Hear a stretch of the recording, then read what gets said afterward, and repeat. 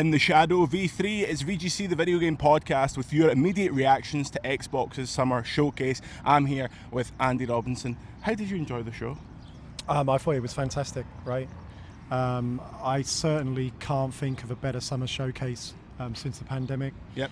I think you have to really go back to when PlayStation was doing showcases. Yeah. For one that was that strong. Obviously Microsoft famously for the last 10 years has been assembling this kind of studio system. It's taken probably, or maybe not longer than we expected, maybe as long as it does take, but they have kind of been struggling to kind of get off the ground in a meaningful way, I think, over that period. And based on the evidence of today, it seems that they're all kind of blooming at the same time. Yeah, there was like the long running joke for a long time about, when the dominoes all set up, it's all going to come together. But that was like, the best bit of 2 hours? Where it was just absolutely. There were so many games. highlights, right? I mean, yeah. I could mention so many games, and then you're missing out absolute bangers as well. Doom, Fable, Perfect Dark, Indiana Jones. I'll just say it's a bit of a shame that it wasn't in front of on a live stage, really. I agree. I mean, they had an event here in Los Angeles, which they did last year, where they kind of play the showcase on a cinema screen, really, and they invite people to watch it. But it's not the same, right? You don't get that tangible interaction from, kind of the developers on stage and the live audience. And I know that kind of people from Xbox have mentioned to me that they still see a lot of risk with doing it live. It's a lot of effort as well. I mean, things can go wrong, right? Especially if you're playing things live. But from what I can see, when you've got a lineup that strong and you've thrown out 100 plus Xbox fans, which they do regularly, and they are here in their numbers. Yep. I don't really see that risk. I mean, Jeff Keighley certainly doesn't seem to be worried. What goes wrong in his shows, I go to 3 of his shows a year, and occasionally someone forgets a line. Comes on the stage. Yeah. Well, yeah, true. Other than that, right, and nothing really goes wrong. But I will note, actually, again on that case, especially when you're not actually showing any games live, that used to be the thing at E3, is that they were absolutely terrified that the build would crash, and they had to make the builds in the first place for E3. They'd have guys playing the build exactly, like simultaneously with the developer on stage in case it crashed, and they flipped to it live. I mean, you remember that Uncharted 4 one where it started and it just stood there, and then they had to cut to a video. But that's also a good point. As while I'll praise the lineup, and it was incredible, right? They also seem to have very quietly abandoned their stance where, do you remember when there was a lot of backlash of like nothing was gameplay for a while at these showcases? Yeah. So then Microsoft were the first ones to make a stance like everything is the game, right? We're no smoke and mirrors. Whereas today looked like it was all smoke and mirrors. Yeah. They've got not a lot of time to deal with, right? I don't think you can really fit in a 5-10 minute gameplay presentation into that showcase. It was tight, it was full of a lot of content. Yeah. But at the same time, a lot of the games that look fantastic, it was also, I would leave room for us to find out that there was a bit of smoke and mirrors, and they might not still be as close as we think. I mean, I include Perfect Dark in that certainly. And famously, the development has not been going well, according to reports, including my own. That looked fantastic, but it was a heavily scripted demo, seemingly. If they can turn that into a game, that's going to be huge. Some game, right? But that's a big if. That gave me vibes of like the first time we saw Watch Dogs, and it was like that isn't a current generation game. That's probably a next gen. It's even harder in first person with parkour and stuff, right? Yeah. I mean, everything they're doing that demo. First of all, they haven't put the yellow or red paint in yet. I mean, the player needs to know that they're doing that stuff. The enemies have to be standing there for you to land on them. So therefore, all the scenes are shown, and it falls apart when you don't jump out the window and there's just a guy standing there. You're just running at a wall trying to get up it. Let's go in order. I'm going to add another thing now. Personally, I was disappointed that they seemingly don't have a Grant Kirkhope soundtrack on that game either. I would have hoped that. This is me just being an old crooner, right? Like, I'm a big fan of the original Perfect Dark. It's one of my favourite games ever. I would have, they've obviously moved it to a completely different team and a completely different continent. It's being made here in California. I would have hoped that they would have shown a bit more respect to the original game and committed to doing things like that. Like, I mean, Grant Kirkhope as well. I mean, this is not something I've heard from him, but he's based out here. Yeah. Right? Like, the guy who makes the music for it's such an iconic score. They do mention in their PR they've released afterwards that old leads of the series are have their blessing. I'd love to know who those leads are and what game they worked on, because I don't know. That's a feature we should ask. Let's go in order because it was a long ass show. Kicked off with Doom, The Dark Ages, after a little Call of Duty thing. 2025, they didn't say this during the press conference obviously, but id themselves announced PS5 day and date. We kind of expected so it is that. PS5, I didn't see that. Yeah, they also said on the Xbox Wire, but they didn't say it as part of the showcase. PlayStation 5, where it will sell the most. But yeah, I thought that looked pretty cool. I thought that looked absolutely the fantastic. The gun where you're shooting skulls. I mean, come on. That was so cool, right? Yeah. Let's be honest. That team, especially if it's got the same leadership as the first two games, they do not miss. Yeah. I mean, that is a guaranteed banger. Yeah, I agree. Like that was the thing. Like, this is kind of the first one where all of the stuff that Microsoft has been buying recently all kind of coalesced. It was like every so often it'd be like, okay, here's a Bethesda. It was also interesting that they had a special splash screen for Bethesda stuff. I thought that was kind of yeah. I wonder if it'll You have your own name for now. Yeah. But yeah, Doom looked great. Then re-emergence of State of Decay. We kind of heard that this was going to happen, but that's kind of been lingering for a while. Yeah, long overdue. Phil Spencer is a big fan of that series, so I think that's a real kind of personal kind of project that he's pushing. Tony, I think that game was announced years ago, wasn't it? Like 4 years ago at this point.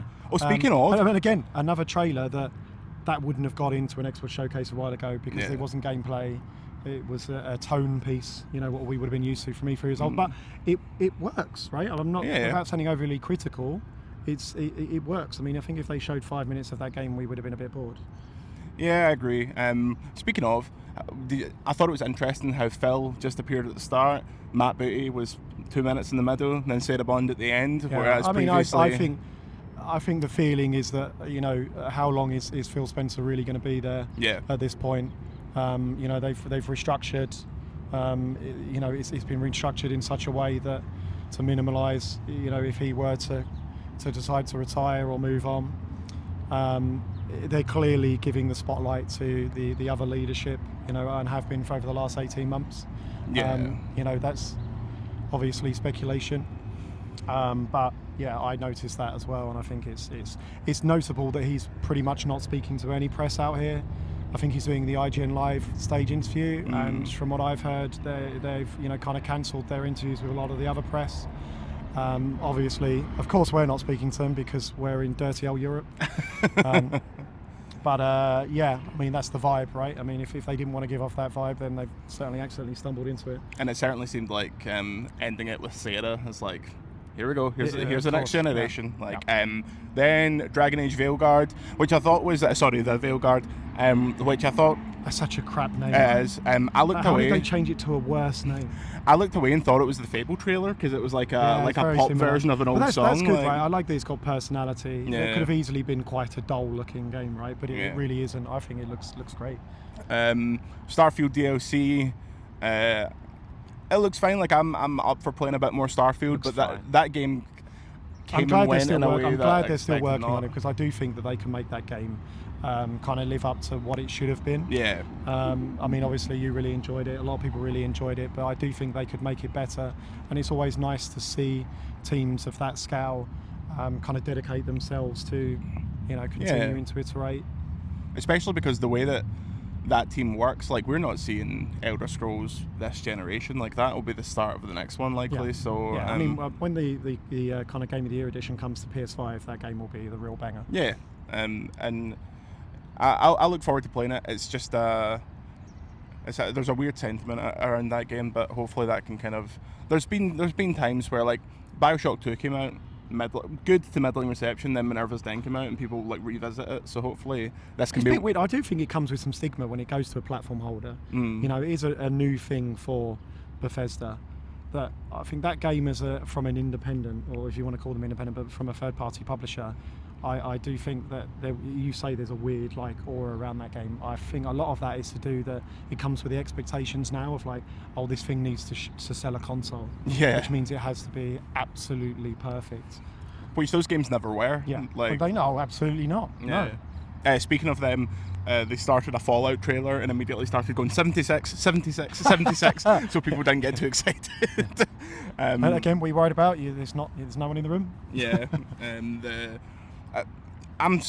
that game must make a power of money if they just continue to add and add and add on it. Yeah. But fair enough. Next was Expedition 33, which I thought looked incredible. Me too.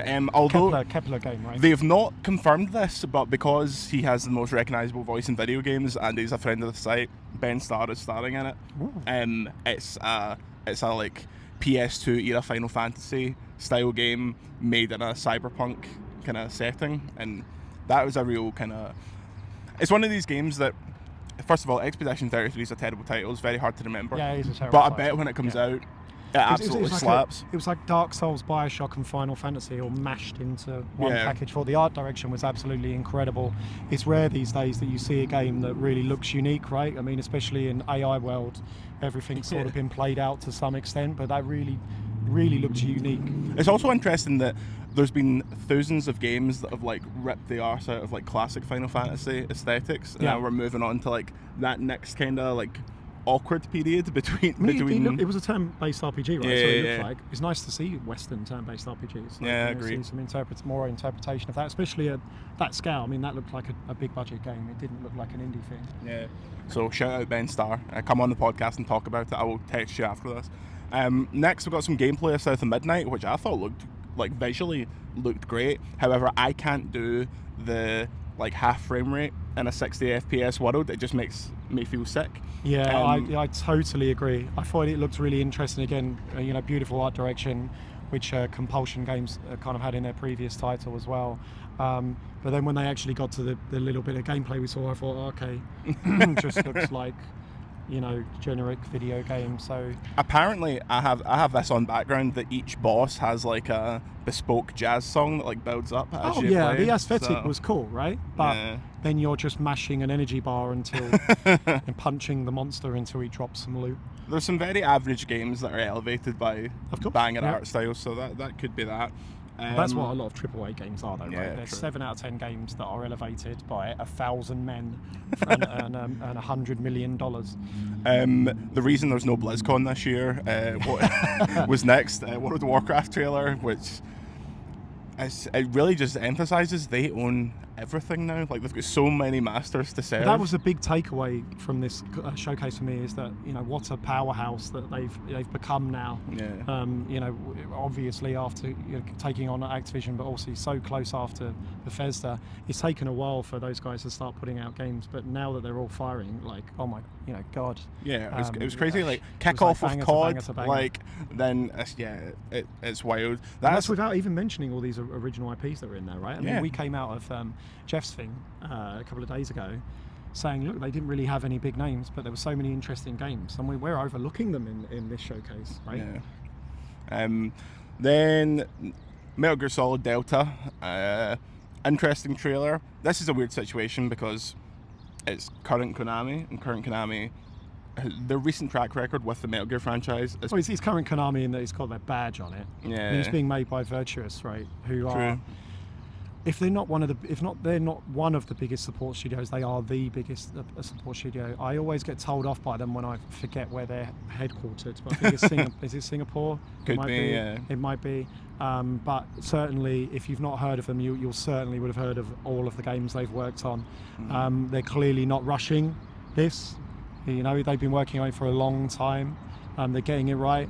It seems like they've been, from what we can see, the gameplay, they've been given access to the archives, because it looks like MGS5, right? It looks like MGS5 gameplay in MGS3, which I'm all for. It looks like that pachinko machine they made a few years ago when they redid all the graphics. Yeah, it does. Yeah. Giving them all the assets from the pachinko machine. I'm looking forward to playing that. I think it'll be interesting because those PS2 games don't necessarily hold up, especially... No. I mean, I can't say it's fresh in my memory, to be honest. I haven't played that game since it came out 20 years ago, so there's certainly going to be stuff that needs modernising, but then I don't think people like Hideo Kojima games for the fact that they've got very modern gameplay, do they? Yeah. It's just a movie wrapped around some like sandboxes where you sneak past a couple of guys and you're rewarded with the next cutscene. So there might be some on-rails shooting that they might want to take out or expand. What do you think the move is? Like, is that see how this sells, and then we do too, and then we remake. Of course, Yeah. absolutely. I mean, every Japanese publisher now is looking at Capcom as the example. They are. Capcom is the leading light in Japan right now. Everything they touch turns into gold. They're similarly to your Square Enix, your Segas, your Konamis, are a very historic publisher with all these franchises that for so long a lot of them didn't know what to do with them, right? Should we give them to a Western studio? Should we like try reinventing them? Or, you know, as we've seen with Capcom, hugely successful. It's easier to make games on the sort of budgets that are required today when you at least have a template and a concept of what that game is and what it's supposed to be. The audience is there already as well. Yeah, a few small things, but there's a lot to talk about, so we'll move on to what we mentioned earlier. Perfect Dark.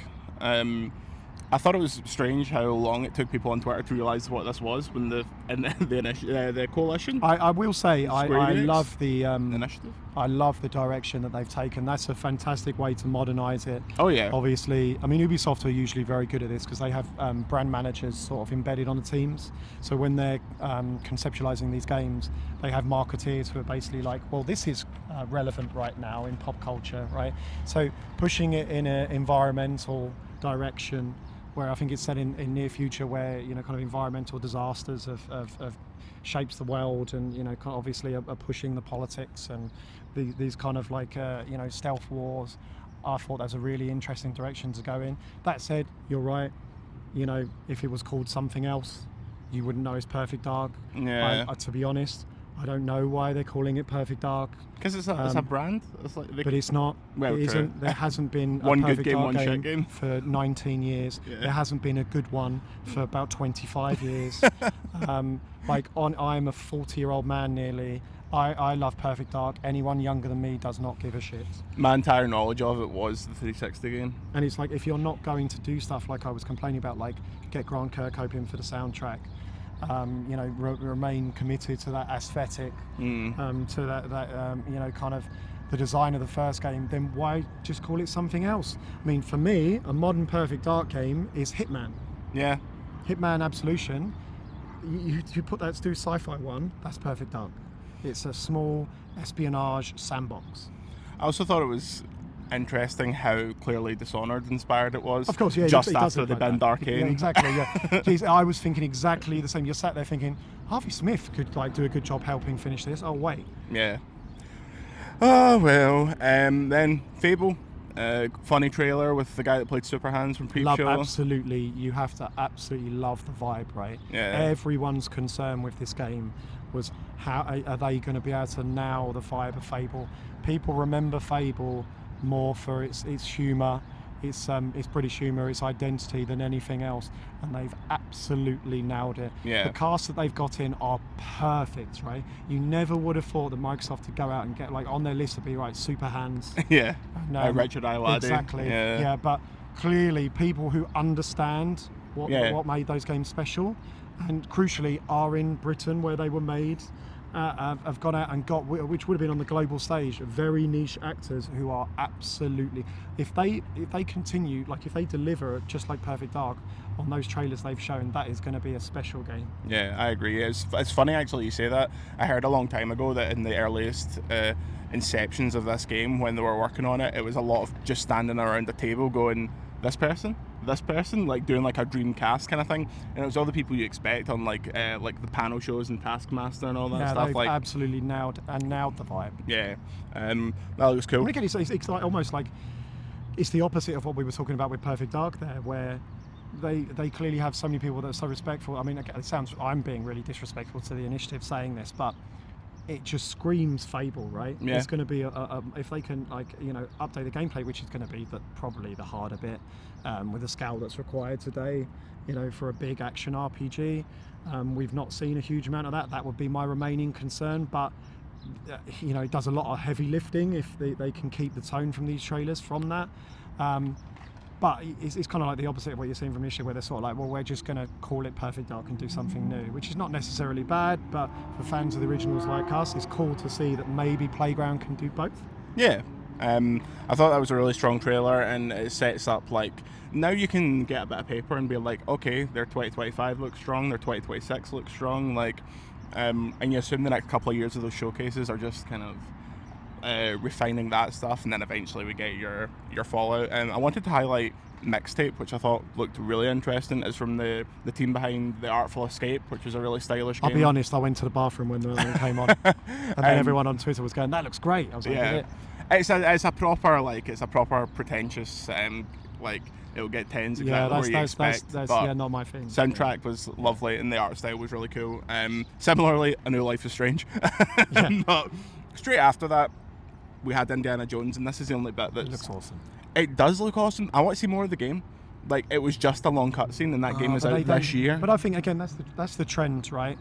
With this showcase, that they clearly knew, look how much content we've got, we really need to be snappy. They showed more gameplay in their previous reveal. Yeah. You know, it was in there. It's kind of clear what that is. I mean, I've said it so many times before for people who listen to our podcast. That game's being led by Starbreeze developers. Yeah. The game director of The Darkness, of Chronicles of Riddick, for people who remember those really absolutely classic games from 20 odd years ago. He is running this game, like he's one of the lead designers on this game. So you know, those guys, again, they don't miss.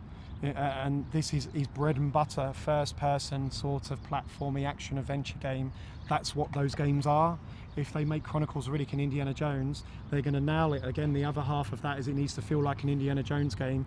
He looks like Harrison Ford. I thought even, what's his name? Who's the voice actor? Troy Baker. Troy Baker. I forgot it was him. Yeah, because in the first trailer it bothered me because he sounded like Troy Baker. Yeah. But he actually does a pretty good Harrison Ford. Part-time. I was impressed. Yeah. It was. This time I was like, I forgot. I was like, oh, the AI de-aging they've done on his voice is amazing. Then I remembered it was Troy. Like, it seems like it's nailing the tone. Like the. I think that's going to be a special game. I really do. I just think the gameplay shows quite badly in trailers because a friend of mine texted me being like, "Is this a VR game?" Because it's just hands out the front. Yeah. But that'll be cool. That's this year. That's the word is December. So next up, Avowed. We've seen enough of this game now. I want to just play it. Avowed would have been the star of the show a couple of years ago, right? Whereas in this conference, it's one too many. Like it's when you order your dog food, yeah, you know, on Amazon. The patented VGC dog food moment. We'll talk about that next week on the post show. Ordering dog food rating. But it was overshadowed by the next thing, which was Atomfall by Rebellion, which I thought that was like everyone's gone to Rapture with robots. So because they were doing this showcase thing in LA, Keza tweeted before the trailer, because they're a couple of minutes ahead, being like, Rebellion's making British Fallout. And then when that trailer came up, I was like, oh yeah, that is exactly what it is. Like, it's Rebellion's a niche. Weird one. It's niche, yeah. And I wonder if it's like, do you remember when what's that game called? We Happy Few, when that was announced, and everyone was like, oh, it's a BioShock game, then it came out as a fucking crafting game. I wonder oh my god, is that who's working on that? Compulsion. That's Compulsion as well. Yeah, and they're doing South of Midnight.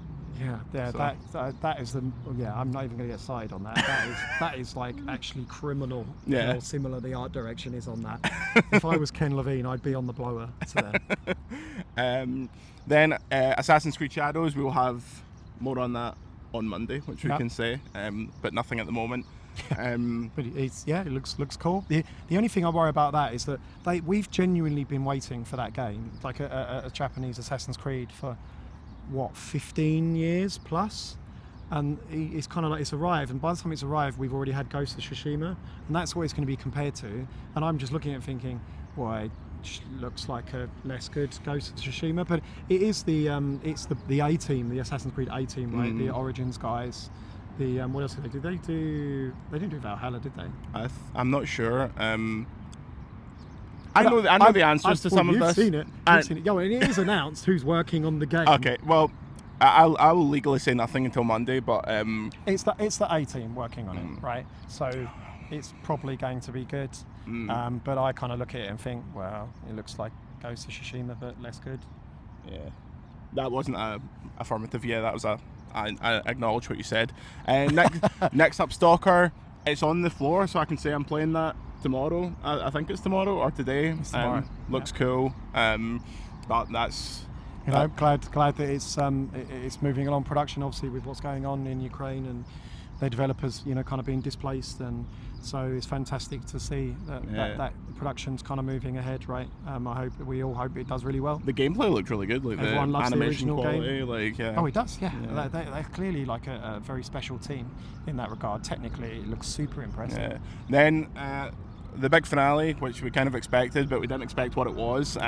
Gears of War E-Day.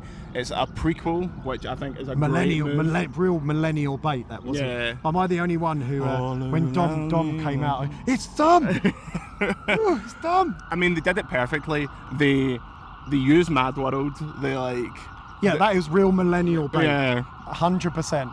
When Dom turned up, I did a little whoop. Yeah. Again, I would have loved to have seen that reaction on a live stage show. Let's wait for this fucking rude ambulance to go past us. We're trying to talk about Gears of War here, mate.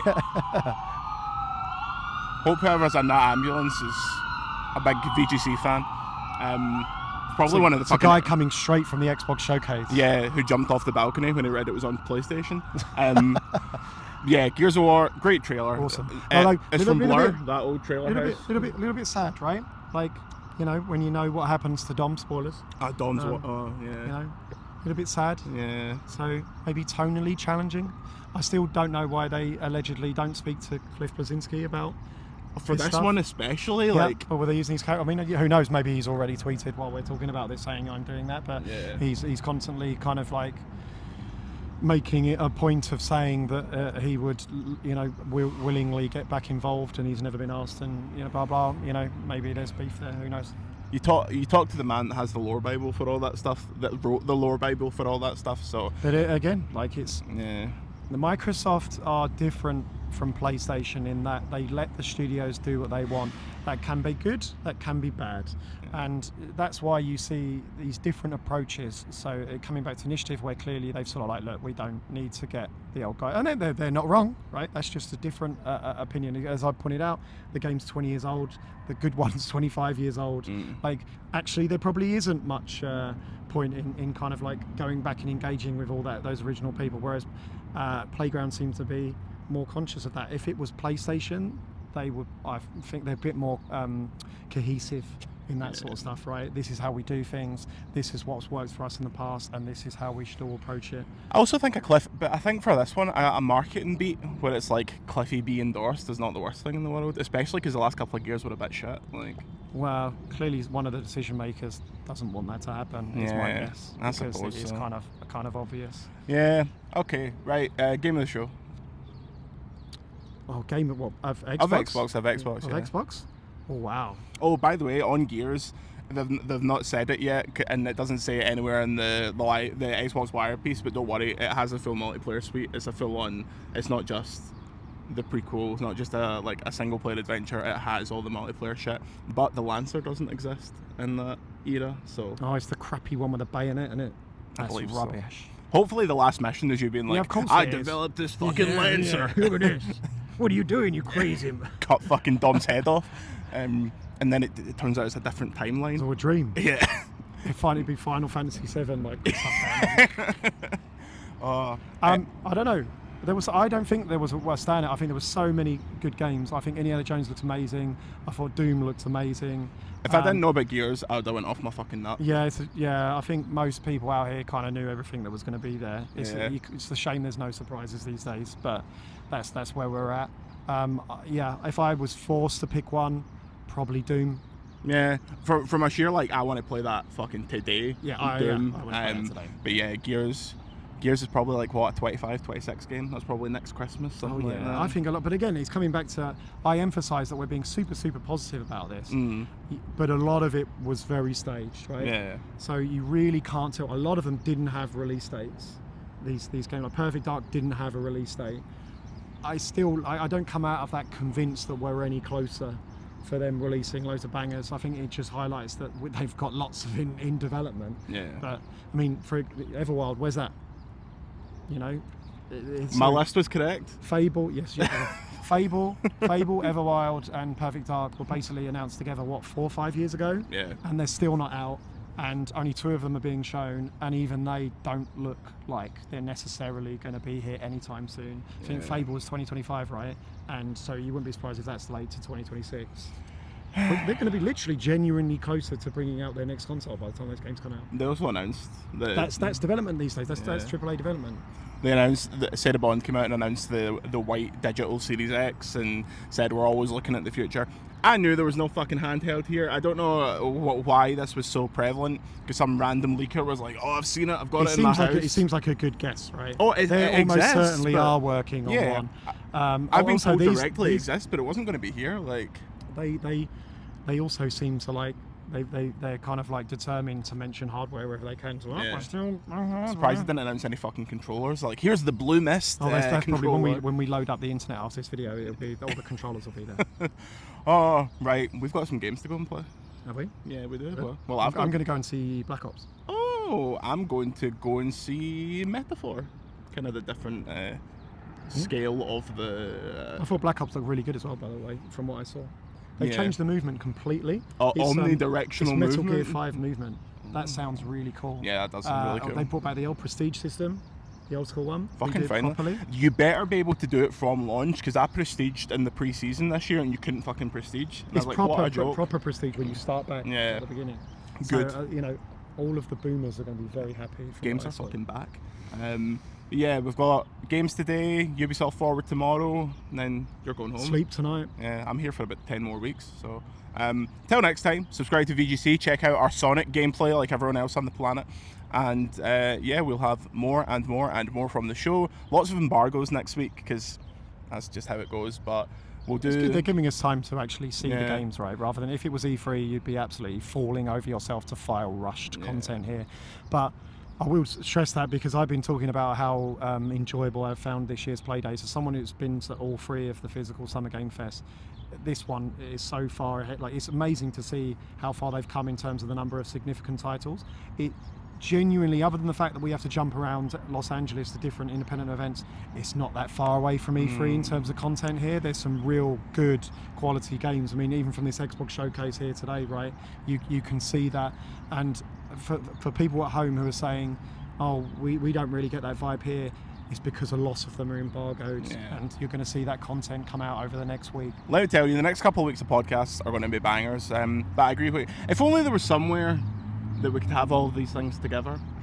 All of these disparate events and showcases. Have you heard anywhere that's available for rent?